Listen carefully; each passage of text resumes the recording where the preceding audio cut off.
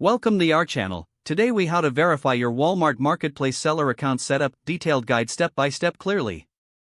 First, log in to your Walmart Seller Center account. Once logged in, navigate to the account section on the left sidebar. Click on Account Settings to access your account details. In this section, look for the Business Information tab. Ensure that all your business details are correctly filled out.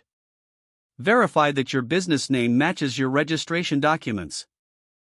Next, check your tax identification information for accuracy. Make sure you have input your business address correctly. After that, confirm your bank account information is accurate for payments. Now, navigate to the Documents section. Upload any required documents for verification.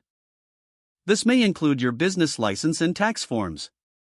Next, go to the Performance section in your dashboard. Review any alerts or messages regarding your account status.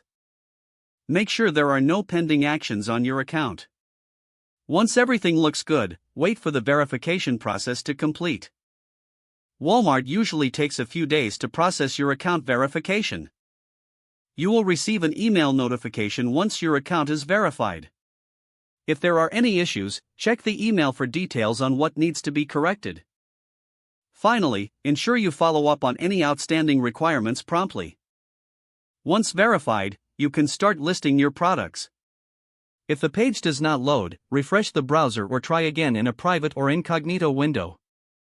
Make sure you are using the correct email address, then retype it carefully to avoid small typos. If your password is not accepted, use the reset option and create a new strong password you can remember.